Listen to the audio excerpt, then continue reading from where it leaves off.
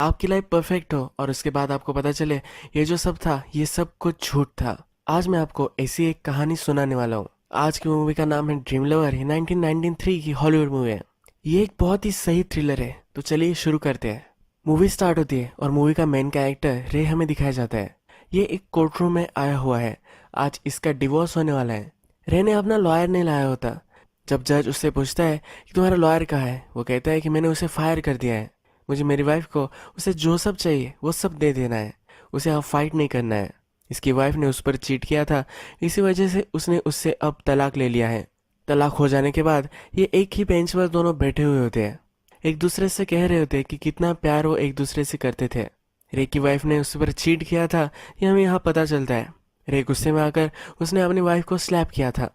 इसकी वाइफ उसे कहकर जाती है कि तुम बहुत ही अच्छे आदमी हो, तुम जैसा आदमी मुझे फिर से मिलना ये बहुत ही डिफिकल्ट होगा। रे कहता है कि अच्छी तरीके से तुम ट्राई करना। रे इसके बाद उसके फ्रेंड्स के साथ पार्टी में दिखता है। इसके जो फ्रेंड्स है ये इसका तलाक हो गया है, इसकी एक सेलिब्रेशन कर रहे होते हैं। ये उसे बता रहे होते हैं कि बहुत सारी औरतें वहाँ है, अब तुम डेटिंग कर सकते हो और बहुत सारे मज़े तुम कर सकते हो। यहाँ इसके फ्रेंड नॉर्मन, लैरी और उसकी वाइफ होते हैं। नेक्स्ट सीन में हमें दिखता है कि नॉर्मन रे के पास आया हुआ है। उसे वो पैसों के लिए पूछ रहा है। नॉर्मन जो होता है हमेशा कुछ ना कुछ स्कैम करता रहता है। इस बार भी उसे $20,000 की ज़रूरत होती है। रे उससे कहता है कि मैं तुम्हें एक भी पैसा नहीं दे सकता। हम दोनों में फ्रेंडशिप है, ये फ्रेंडशिप पैसों की वजह से टूट सकती है, इसीलिए मैं तुम्हें पैसे नहीं देना चाहता। नॉर्मन बहुत ही इंसिस्ट करता है। उसके बाद वो $10,000 उसे देने के लिए मान जाता है। नॉर्मन जाते जाते कहता है कि जिन लड़कियों से मैं तुम्हें मिलवाता हूँ उन्हें लगता है कि तुम बहुत ही नीडी हो। रे को इस पर गुस्सा आ जाता है। उसे थोड़ा सा भी नहीं लगता कि वो नेडी हो सकता है। ये अब नॉर्मन को कहता है कि अब मुझे लड़कियों से मिलवाना तुम बंद करो, मैं अपने आप किसी लड़की को ढूंढ सकता हूँ। नॉर्मन रे को एक पार्टी में इनवाइट करके चला जाता है। ये जो पार्टी होती है ये आर्ट गैलरी में होती है। यहाँ बहुत सारे बायर्स और सेलर्स भी आए हुए होते हैं। अब इस पार्टी में नॉर्मन एक लड़की से इसे इंट्रोड्यूस नहीं कराता तो लैरी करवाता है। जब इस लड़की से बात कर रहा होता है तो ये बहुत ही क्लिंगी होती है। रे को इसकी पर्सनैलिटी पसंद नहीं आती और उसे वहाँ से निकलना होता है। जब वो जाने के लिए टर्न होता है तो लीना से टकरा जाता है। लीना इस पर बहुत ही चिढ़ती है और इसे कुछ भी भला बुरा कहकर चली जाती है। उसके बाद हमें दिखता है कि थोड़े दिन गुजर जाते हैं।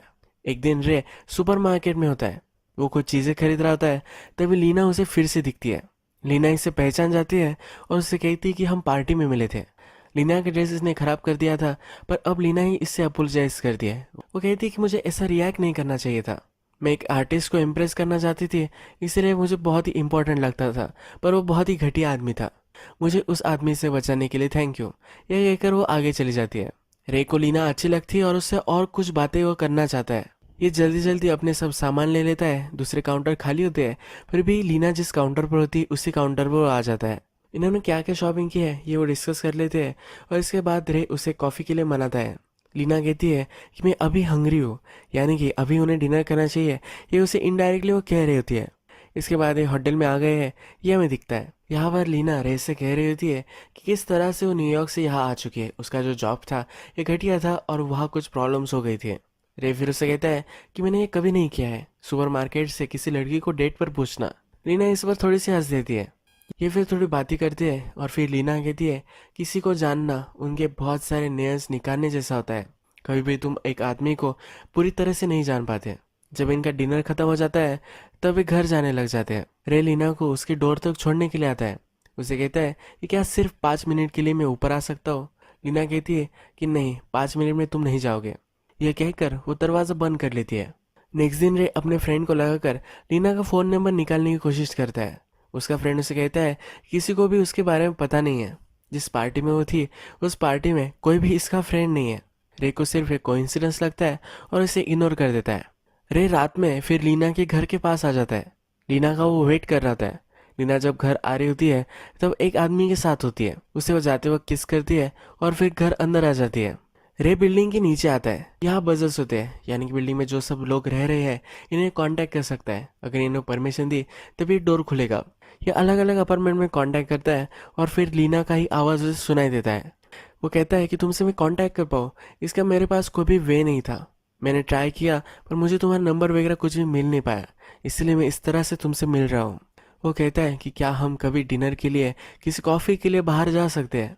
उसे फिर से डेट के लिए वो पूछ रहा होता है, पर लीना अब डोर ओपन कर देती है। रे जब लीना के अपार्टमेंट में आता है तो उसे वो वेट करने के लिए बोलती है। ये शावर में होती है। ये जब फिर से वापस आती है तो रे सीधे पॉइंट पर आता है। वो कहता है कि मैं बाहर ही खड़ा था, तुम जब यहाँ आए तो तुम्हारे साथ एक आदमी था, वो कौन था? ये कहती है कि वो सिर्फ एक फ्रेंड था और वो गे है, यानी कि इससे कोई भी वरी करने की ज़रूरत नहीं है। लीना जो होती है अब इससे सही से बात नहीं कर रही होती है। जिस तरीके से वो कल बात कर रही थी अब वो ज़रा ज़्यादा सीरियस है। रे को अब ये बहुत ही अजीब लगता है और कहता है कुछ तो बदल चुका है, आज क्या हुआ है? रे बोलता है कि प्रॉब्लम क्या है? ये कहती है कि मैं तुम्हें बहुत ही पसंद करने लग गई हूँ। रे फिर इसके पास जाता है, उसे कहता है कि ये प्रॉब्लम नहीं है। इसके बाद ये दोनों इंटीमेट हो जाते हैं। ये दोनों फिर बेड पर होते हैं तो लीना अपनी स्टोरी सुनाती है। ये कहती है कि मैं जब छोटी थी तो मेरी मदर मुझे बहुत ही मारा करती थी। मेरे फादर सिर्फ इसे देखते रहते थे, कुछ भी उन्होंने नहीं किया था। ये फैमिली में बहुत ही अब्यूज़ हुई थी। ये फिर रे को कहती है कि मैं सिर्फ प्रिटी हूँ, इसीलिए सबको लगता है कि उन्हें मुझे पा लेना है। मैं भी सब लोगों की तरह ही हूँ, मैं भी एक स्क्रूड अप इंसान हूँ। रे कहता है कि मैं वैसा नहीं हूँ, तुम जैसी हो एज अ होल मैं तुम्हें एक्सेप्ट करता हूँ। इसके बाद बहुत सारा टाइम गुजर चुका है और डायरेक्टली हमें लीना और रे की दोनों की शादी है ये हमें दिखाई पड़ता है। इस शादी में रे बहुत ही खुश होता है। उसका फ्रेंड वगैरह उसे कॉन्ग्रेचुलेशंस करता है। उसका फ्रेंड नॉर्मन भी लीना की बहुत ही तारीफ करता है। जब लीना और रे इस पार्टी में अकेले होते हैं तब रे के फादर और मदर को देखते हैं। इन दोनों की शादी में बहुत साल हो चुके हैं, अब इनमें प्यार बचा नहीं। लीना उसे कहती है इस तरह से कपल हम कभी भी नहीं बनेंगे। इसके बाद और भी टाइम गुजर जाता है और लीना को बच्चा हो गया है ये हमें पता चलता है। नेक्स्ट सीन में लीना और रे बाहर खाना खाने के लिए आए हुए होते हैं, तभी एक औरत उसके पास आ जाती है। उसे वो सीसी पुकारती है। लीना कहती है कि मैं सीसी नहीं हूँ। उसका नाम वो उसे बताती है। इस औरत को बहुत ही अलग लगता है। उसे वो माफी मांगकर वहां से चली जाती है। लीना रे से कहती है कि बहुत बार मेरे साथ होता है, हर बार लोग मुझे सीसी पुकारते हैं। मेरी तरह कोई दिखती है और इसका नाम सीसी है। अब हमें दिखता है कि और भी टाइम गुजर चुका है, इनका जो बच्चा है ये और भी बड़ा हो चुका है। रे एक दिन अपने काम से वापस आता है तो लीना किसी से बात कर रही होती है। इसकी वॉइस बहुत ही सिलेक्टिव होती है तो इसे लगता है किसी आदमी से बात कर रही होगी। रे जब इससे पूछता है तो कहती कि ये मेरी फ्रेंड थी, इससे मैं बात कर रही थी। रे फिर यहाँ इससे कुछ भी नहीं बोलता और अपने फ्रेंड के साथ हमें बार में दिखाया गया है। अपने फ्रेंड को कह रहा होता है इसका चक्कर चल रहा होगा। उसका फ्रेंड कहता है कि तुम ज़्यादा ही पैरानॉइड हो रहे हो, ऐसा कुछ भी सोचने की तुम्हें ज़रूरत नहीं है। रे इस चीज़ को छोड़ने के लिए रेडी नहीं होता। उसका फ्रेंड फिर उसे समझाता है कि अगर तुम्हें इतना ही लग रहा होगा तो कुछ हो सकता है। ये जो हमें सेंसेस दिए गए हैं ये हमारे सिक्स सेंस की तरह ही होते हैं। इसके बाद हमें दिखता है कि रे एक मीटिंग में आया हुआ है। यहाँ एक औरत है जिससे वो हमेशा फ़ोन पर बात करता था। आज पहली बार वो इसे पर्सनली मिला है। ये दोनों बात करने लग जाते हैं तब इसे पता चलता है कि ये जो औरत है यह भी लीना के ही यूनिवर्सिटी से पढ़ी थी। रे कहता है कि क्या तुम उसे जानती हो? ये कहती है कि वो दिन बहुत ही अलग थे, मेरे बहुत ही कम फ्रेंड्स थे और इसके बाद जो मेरे फ्रेंड्स के साथ कांटेक्ट है वो भी मैंने लूज़ कर दिया है। वो कहती है कि हमारे प्रिंसिपल हार्ट अटैक से स्टेज पर मर गए थे, यही एक बड़ा इंसिडेंट मुझे याद है। ये जो मीटिंग होती है ये सक्सेसफुल खत्म हो जाती है। ये एक बड़ा कॉन्ट्रैक्ट रे को मिला होता है तो रे बहुत ही खुश होता है। रे घर पर आता है, लीना के साथ डिनर कर रहा होता है। लीना से कहता है तुम्हारी एक फ्रेंड मुझे मिली थी। लीना कहती है कि मैं उसे नहीं जानती। रे फिर प्रिंसिपल का नाम लेता है। वो कहता है कि क्या तुम उसे जानती थी? लीना कहती है कि हाँ वो मेरी क्लास में था। ये कहता है कि उसके साथ जो हुआ ये बहुत ही बुरा हुआ। लीना भी इसके लिए एग्री करती है। यहाँ रे को पता चल जाता है कि लीना ने जो यूनिवर्सिटी उसकी बताई थी ये गलत थी। रे को अब शक होने लग जाता है तो लीना के वो पर्स चेक करता है। इस पर्स में उसे होटल्स के कार्ड्स मिलते हैं। लीना जब इसे पकड़ लेती है तो रे कहता है मैं पैसे लाना भूल गया था, मुझे पैसे निकालने पड़ेंगे, तब तक के लिए मुझे कुछ पैसे चाहिए। रे फिर लीना का जो होम टाउन है ये पता कर लेता है और वहां पहुंच जाता है। लीना की फोटो सब लोगों को दिखाता है, यानी कि किसी ना किसी को तो पता होगा कि लीना कौन थी। ये फिर जब एक आदमी के पास आ जाता है तो वो इसे जानता है। ये पहले इसका बॉयफ्रेंड हुआ करता था। ये रे पर हंसने लग जाता है। वो कहता है कि लीना ने मुझे हमेशा बताया था कि वो किसी रिच आदमी से शादी करना चाहती है। लीना उसके साथ कुछ भी कर सकती है ये उसे वार्न करता है। रे कहता है क्या इसके मदर एंड फादर के बारे में तुम्हें कुछ पता है? ये कहता है कि उसके फादर एंड मदर से तो शादी के पहले मिलना चाहिए था, इनका पता ये उसे दे देता है। रे फिर लीना के मदर फादर के यहाँ पहुंचता है। लीना की मदर इसे देखकर बहुत ही खुश होती है। ये कहती है कि क्या अब तुम तुम्हारे असाइनमेंट से रिलीव हो चुके हो? रे को कुछ समझ में नहीं आता। एक्चुअल में लीना ने अपने फादर एंड मदर को बताया होता है कि रे सीआई में है, इसलिए वो उनसे मिल नहीं पाती। रे जब यहाँ पहुंचता है तो लीना की परवरिश कितनी अच्छी हुई है ये सब वो देखता है। इसके मदर एंड फादर दोनों बहुत ही स्वीट होते हैं। रे फिर लीना को उसके फादर और मदर को अपने घर लेकर आता है। लीना जब इसे देखती है तो बहुत ही सरप्राइज्ड होती है। लीना की जो सब अच्छी स्टोरीज थी इसके मदर एंड फादर इसे कहते हैं। जब मदर फादर चले जाते हैं तो फिर रे लीना को कन्फ्रंट करता है। वो कहता है, तूने मुझे क्यों नहीं बताया था, तुमने मुझे झूठ क्यों बोला, ये तुमने क्यों किया था, तुम्हारी फैमिली तो बहुत ही स्वीट है, ये कभी भी तुम्हें अब्यूज़ नहीं कर सकते। लीना कहती है कि फैमिली में अलग अलग तरह के अब्यूज़ होते हैं, इससे क्या फ़र्क पड़ता है। लीना का नाम लीना नहीं है तो सीसी था, इसके बारे में वो उससे कन्फ्रंट करता है। लीना कहती है, जिस टाउन में मैं रह रही थी, अगर मैं वहाँ रहती तो मैं वहाँ स्टक हो जाती। मेरे बॉयफ्रेंड से तुम मिले, उसके साथ ही मेरी शादी हो जाती, मेरी लाइफ पूरी बर्बाद हो जाती है। तो इसलिए मैंने ये सब डिसीजन लिए थे। मैं न्यूयॉर्क चली गई, अपने आप को मैंने री इन्वेंट किया है। रेखा जब गुस्सा शांत हो जाता है तो दोनों इंटीमेट हो जाते हैं। बेड पर ही इसे कहती है कि अब हमारे बीच में और भी कोई सीक्रेट नहीं है। इसके बाद और भी कुछ साल गुजर जाते हैं और इनको और एक बच्चा हो जाता है। इसके बाद इनकी लाइफ हमें दिखाई जाती है, अपने फ्रेंड्स के साथ हैंग आउट करते हैं। जिस तरह से इनका पहले रूटीन था यही चलता रहता है। एक दिन रे अपनी बच्ची को सुलाता है और हॉल में आता है तो लीना किसी से बात कर रही होती है। प्रीवियस में जिस तरह से बात कर रही थी इसी तरह से वो बात कर रही है। तो फिर से इसकी वो फ्रेंड ही थी, ये उससे कहती है। अब रे इससे डिस्टर्ब हो जाता है, उसे कन्फ्रंट करता है, उसकी पर्स वो लेकर आता है और सब चीज़ें वहाँ से निकालता है।